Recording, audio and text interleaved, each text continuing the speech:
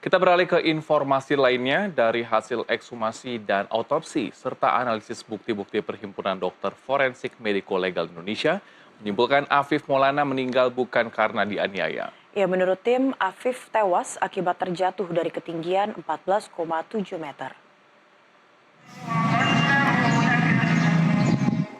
Perhimpunan Dokter Forensik Mediko Legal Indonesia atau PDFMI telah merampungkan analisis penyebab kematian Afif Maulana, siswa SMP di Padang, Sumatera Barat, yang jenazahnya ditemukan di Sungai Batang Kuranji, Kota Padang, 9 Juni 2024 lalu. Ketua Tim Ekshumasi PDFMI Ade Firmansyah menjelaskan, analisis dan pemeriksaan yang dilakukan PDFMI berdasarkan metode ilmiah yang dicocokkan dengan berbagai kronologis, tempat kejadian, dokumen serta keterangan dari Polresta Padang, LBH Padang, serta Lembaga Perlindungan Korban dan Saksi. Dari berbagai pemeriksaan itu didapatkan 3 simulasi kejadian yang menyebabkan kematian Afif. Pertama adalah tentang keterangan bahwa korban tewas karena jatuh dari motor saat polisi berusaha mencegah aksi tawuran. Opsi lain, adanya tindakan kekerasan atau penganiayaan yang dialami Afif. Dan ketiga, karena jatuh dari jembatan karena posisi jenazah ditemukan di bawah jembatan. Dari hasil ekshumasi dan otopsi, serta analisis bukti-bukti yang ada, Ketua Tim Ekshumasi PDFMI Ade Firmansyah menilai Afif tewas bukan karena dianiaya, melainkan terjatuh dari ketinggian 14,7 meter. Kematian almarhum Afif Maulana ini adalah kesesuaiannya dengan mekanisme jatuh dari ketinggian. Karena itu telah akan memberikan energi yang tinggi dan memberikan impact yang besar bagi tubuh. Dan itu juga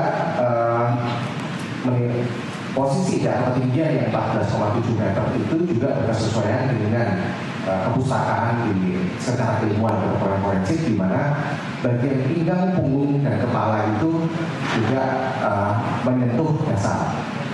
Sehingga di sini kami simpulkan pada hasil pemeriksaan kami, memang penyebab kematian dari almarhum Afif Maulana ini adalah sebuah kecederaan atau kekerasan tubuh yang multiple pada daerah pinggang, punggung, serta kepala yang mengakibatkan adanya patah tulang belakang kepala, ada perokaan juga di bagian otak. Menurut Ade, berdasarkan data dan pemeriksaan, tim forensik menemukan adanya luka lecet di bahu kiri dan robek di bagian kaki kiri. Luka tersebut dipastikan muncul saat Afif masih dalam kondisi hidup. Bahwa ada luka yang terjadi pada saat Afif Maulana masih dalam kondisi hidup. Yaitu kita temukan ada intravital pada dada sisi bawah, punggung, lengan kiri, dan paha kiri. Pada sampel tulang pun dan juga kepala bagian belakang. Pada sampel tulang pun kami juga temukan adanya tanda perlukaan, tanda intravital pada kepala, pada jaringan otak, pada daerah-daerah tadi yang saya telah sebutkan, juga pada tulang iga maupun tulang kemaluan. Nah, dari sisi ini kemudian kita lihat luka-luka tersebut jelas intravital, maka luka-luka tersebut terjadi sebelum Afif meninggal dunia. Luka intravital adalah luka yang terjadi saat jenazah masih hidup, di mana akan terlihat tepi luka membengkak atau terpisah karena diskontinuitas jaringan. Sebelumnya diberitakan ekshumasi oleh tim Perhimpunan Dokter Forensik Mediko Legal Indonesia atau PDFMI digelar pada 8 Agustus 2024.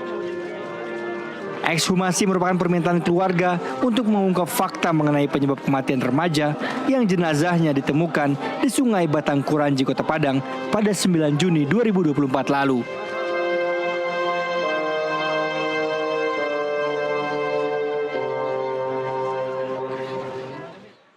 Keluarga Afif Maulana menilai ada yang ditutup-tutupi dari hasil ekshumasi yang dirilis Perhimpunan Dokter Forensik Mediko Legal Indonesia atau PDFMI. Ayah Afif Maulana, Adrinaldi, tetap meyakini anaknya meninggal karena dianiaya.